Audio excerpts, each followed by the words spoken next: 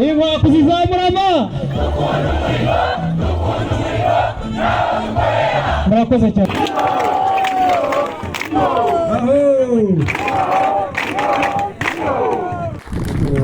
Bisubira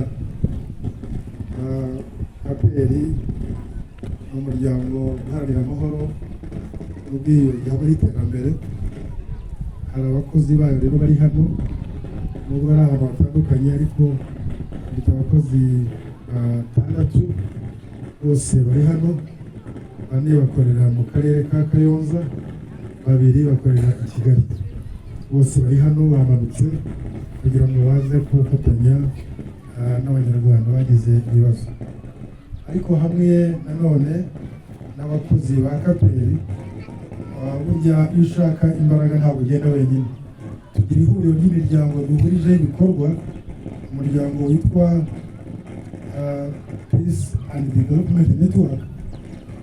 Mu muryango ugizwe n'abatekinisiye bafasha imiryango kugera ku bikorwa byabo.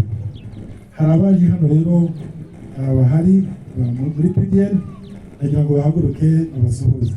Dufite ushinzwe porogaramu tugenderamo, ariko muri iyo mirenge 5 hari aho twatangiye kera, hano twatangiye vuba. Murama twatangiye vuba, hano tubamaranye mu myaka 2. Tuhafite amatsinda amaze gufatika, ari amatsinda 10 agizwe n'abantu 25, ubu ni 250. Ariko hari abashyashya dutangiranye nabo ejo bundi mu kwezi kwa 11. Abaduhuruje tukaza hano ni babandi tumaranye igihe, tumaranye umwaka dukorana nabo. Hari ahantu rero dufite imirima yacu twita muri za FFS, cyangwa imirima twigishirizamo abahinzi mu buryo bugezweho burinda ubutaka n'ibidukikije. Zimwe muri izo ngizo zatwawe n'ibiza, ariko nanone hari n'abayizweho n'ibiza mu buryo bundi atari imirima, amatungo yabo, amazu, ndetse bari banapfa.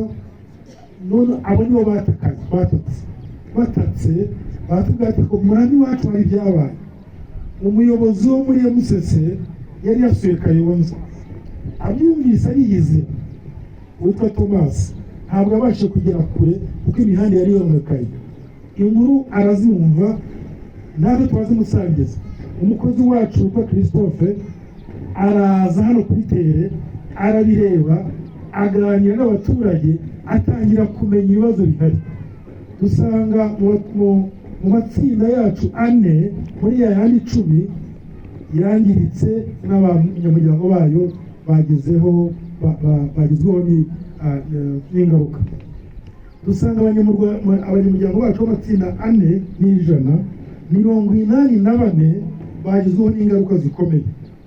Abo nibo batumye tuza muri umurenge wa Murama. Ariko kubera ko ari 100, turavuga ngo n'aba 16 nubwo nabo batameze nk'abandi, ariko nabo bari kumwe, ntabwo batandukanye abantu kandi bagize ikibazo kimwe. Abo rero abantu 100 dukorana nabo umunsi ku wundi, bari muri FFS, bakongera bakizigamira amafaranga yabo, bakanafashanya mu buryo bwo kugira ngo imiryango yacu ikomere. Abo ngabo nibo bantu uyu munsi turi buhe ikintu gifatika, murabona amafaranga, abandi barabonye. Ariko abo nabo tuzi twebwe, umurenge nawo ubuza abandi bagizweho n'ingaruka twe tutazi.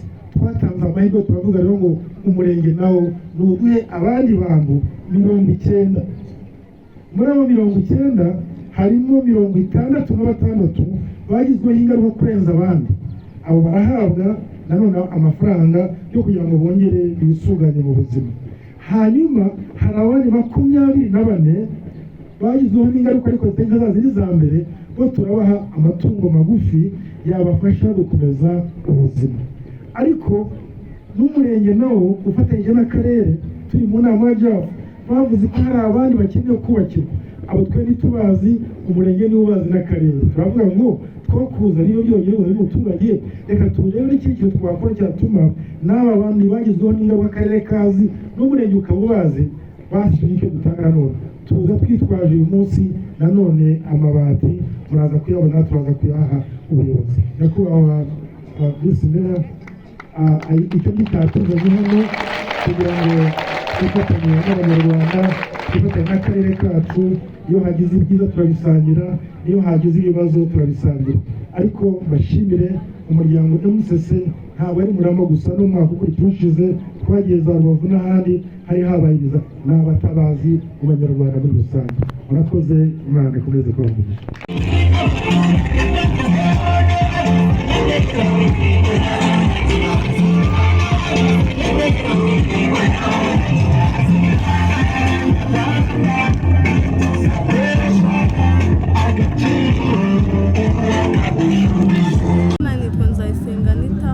Kaperi ikintu yadufashije, Kaperi yatwigishije guhinga ku buryo bwa kijyambere, yatwigishije guhinga ku buryo bwiza, yatwigishije guhinga ku buryo budakomeretsa ubutaka.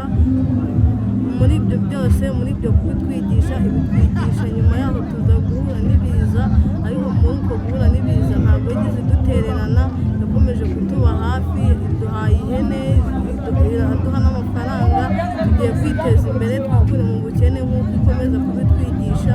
Kuri ibyo rero turashimira Perezida Paul Kagame watumye umushinga MCC uza mu gihugu cy'u Rwanda kugira ngo ukomeze kudufasha, ukomeze kubana natwe. Turamushimira Perezida Paul Kagame, turashimira MCC, muri byose turashimira Kaperi nayo iri gukomeza kutuba hafi, kandi twizeye ko ibyo iri kudufasha byose tuzakomeza kubigeraho, kandi tuzakomeza kwikura mu bukene, tuzakomeza guhinga. Iduhaye amahene, iduhaye ifumbire, iradufasha buri kimwe cyose, nta kwitagira, turayishimira. Mu mudugudu wa Kinyinya, ikintu Kaperi yadufashije kutuba hafi mu bijyanye n'ibiza. N'uyu munsi twari mu kirori cyo kudufata mu mugongo no kutwihanganisha, ariko Kaperi yatwawe n'isuri bitewe n'imvura nyinshi yaguye muri uyu mudugudu no muri aka kagari ka Rusave no mu murenge wa Murama. Dutwara imyaka yacu, ariko Kaperi ni umubyeyi mwiza, yadufashije kutwihanganisha, n'ubu ikaba yongeye idufashe mu mugongo. Ariko yanatwigishije ubuhinzi bubungabunga ubutaka. Ubu nubwo iduhaye igishoro, tugiye gukodesha umurima ku buryo turi bwahinge ku buryo bubungabunga ubutaka, tutazongera guhura n'isuri. Iduhaye igishoro, ariko hari n'abantu ihaye n'amatungo. Amatungo ikintu azadufasha ni uko azadufasha kubona imborera, kuko ubuhinzi tugiye gutuma turakora waba ushaka imborera. Amatungo nicyo azadufasha, kandi nanone mu gihe azaba yarabyaye azadufasha no kurihirira neza abana bacu ku mashuri. Umufatanyabikorwa Kaperi umushinga, ntabwo tugashima na MCC kubo badufashije kugira udufata mu mugongo. Ariko tugashimira by'umwihariko umukuru w'igihugu, ari we watumye n'uyu mushinga uba watugeraho. Tugashimira n'ubuyobozi bw'akarere bwo bwabaye hafi yacu kubiza twahuye nabyo. Yewe imvura yaguye ntahari, ariko nza gusanga inzu yarasenyutse, nyine twari ibintu byarimo biragenda. Ariko leta y'ubumwe yaje kudushakira ahantu tuba, iraducumbikisha. Ndayishimiye rero ko tubonye amabati. Nyine twamanje kubaho nabi, ariko bagera igihe badushakira aho tuba. Ariko ndashimira leta y'ubumwe yemereye kugira ngo imishinga ize gukorera muri iki gihugu cyacu, bakaba baduhaye amabati. Ubu nyine ni intangiriro, hari icyo bizadufasha kugira ngo nzayikorere amasuku. Gusa nuko ari hafi y'umuvu, ariko ubwo nyine bari baduteganyirije ko bafite ahandi bagomba kuzajya kutwubakira. Ariko ubwo nyine uko bazabidufashamo niko tuzabyakira. Ni ukuyizirika igisenge, nindamuka bishobotse kuyubaka, maze kuyubaka nkayikorera amasuku, cyangwa se umuntu akayirindira umutekano ku buryo ibyo biza bitakongera kutugeraho. Imana Jean Marie Vianney, akagari ni aka Rusave, umudugudu ni uwa Kinyinya. Ubwo rero nayo natabaye, maze gutabara aho nziye, aho nari ndi mu itabaro baza kumpamagara ati iwawe hasenyutse, n'inka zagiye n'ubwiherero byose byagiye. Ubu n'inka zaragiye, nta nka ngifite. Ubwo birangiye, ahantu ntuye ni iruhande rw'amazi gutya, ku buryo ubuyobozi bwarahampuye. Ubu ndacumbitse nk'abandi barankodeshereje. N'ubundi kubera yuko baribo bazanyubakira ahantu ndi, bazatwimura bakatujyana ahandi, kubera ko aribo badukodeshereje, hari icyo bizamfasha cyane, hahandi nzaba mpavuye. None ubushobozi nari mfite, kuko umuvu wankoze mu nkokora, nta kintu nari nsigaye, ntacyo nari mfite.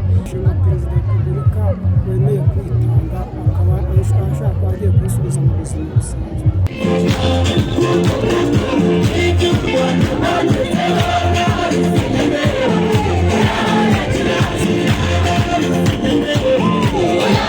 Nitwa Seburikoko Celestine, ubusanzwe ndi umuyobozi w'itorero ryitwa Lutheran Mission Africa, ariko ubuntu bw'Imana ayobora n'umuryango uharanira amahoro n'ubwiyunge witwa KPR mu gihugu, ariko ufite ibikorwa bitandukanye no mu karere ka Kayonza. Hano rero mu karere ka Kayonza wenda dufite ibikorwa bitandukanye byinshi, byaba byiza byaranguze bya Murama duhagaze uyu munsi kugira ngo numvikane. Tumaze iminsi twigisha ibintu bijyanye n'ubuhinzi, abagore n'abagabo, ubuhinzi ariko bubungabunga ibidukikije. Dufite amahame tugenderaho twigisha, tumaze iminsi twigisha imyaka igera ku 10, ariko tuza kubona ko tukwiriye kujya mu rubyiruko kubera ko nibo bavuga ko ubuhinzi atari ubwabo, ndetse nta n'imirimo banafite, tubafasha n'ababyeyi babo. Tugira amahirwe gufashwa na PAM cyangwa se World Food Program binyuze mu muryango nterankunga wacu witwa Menonat Central Committee, biramanuka bitugeraho, ndetse binyuze mu ihuriro rindi twita PDN cyangwa Peace and Development Network.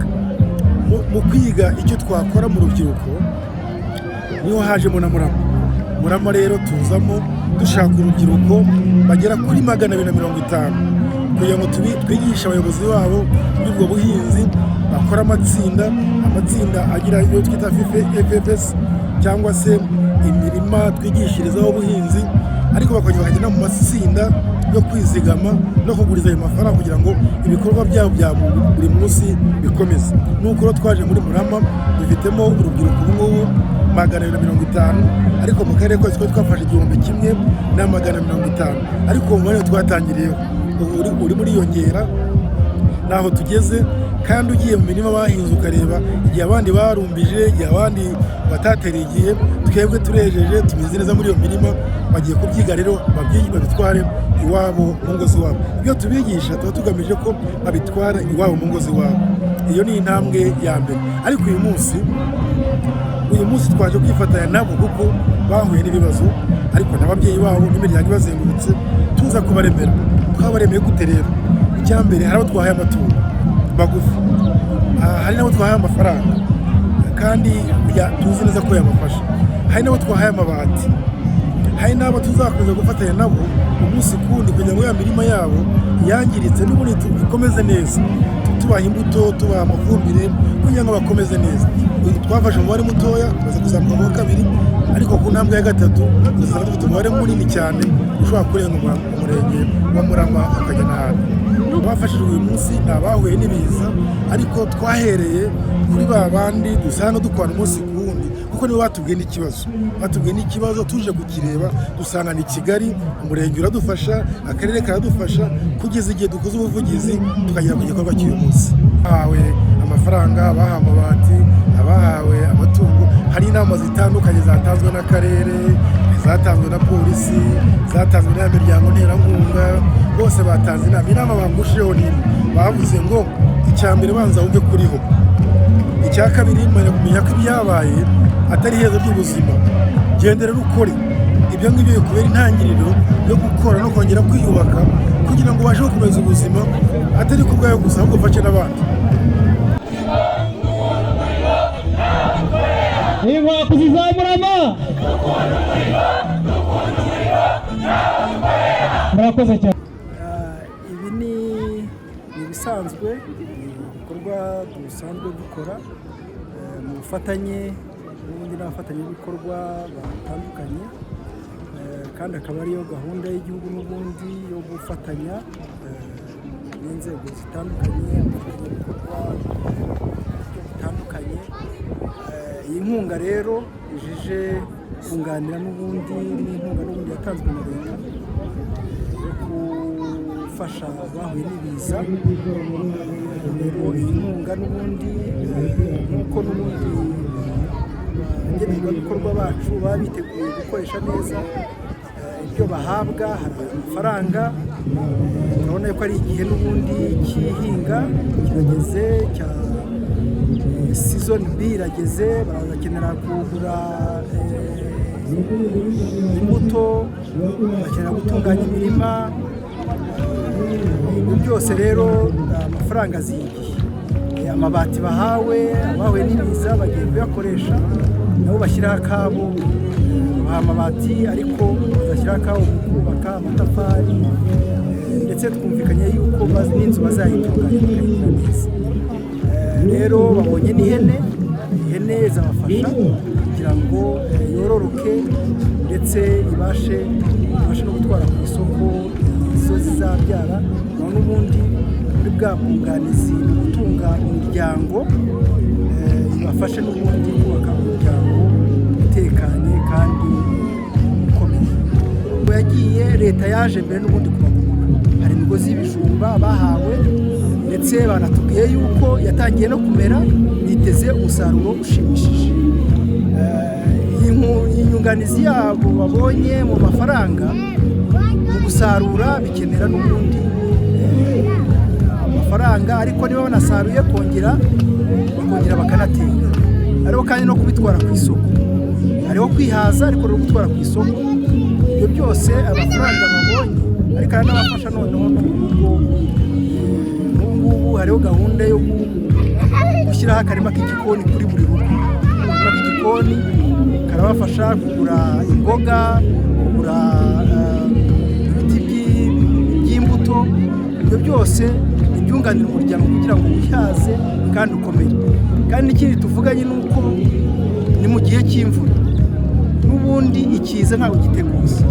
Twabasabye yuko bubaka ubudahangarwa, ikiza niba kiramutse kinaje gisanga urugo rukomeye, kugira ngo ingaruka wagira bari ingaruka mu by'ukuri idatuma umuryango wongera gushaka izindi nkunga, ahubwo usange nawo ushobora kuba wakwifasha.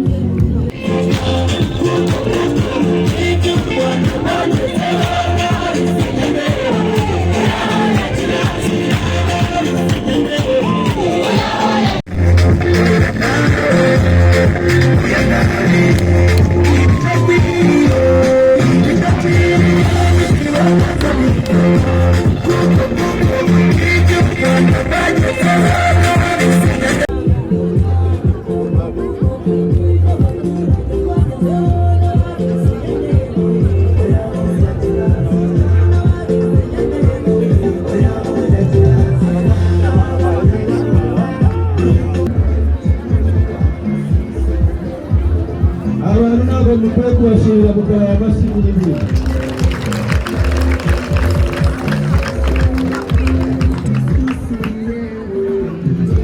Turashimira Vice Mayor rwose na Bishop na MCC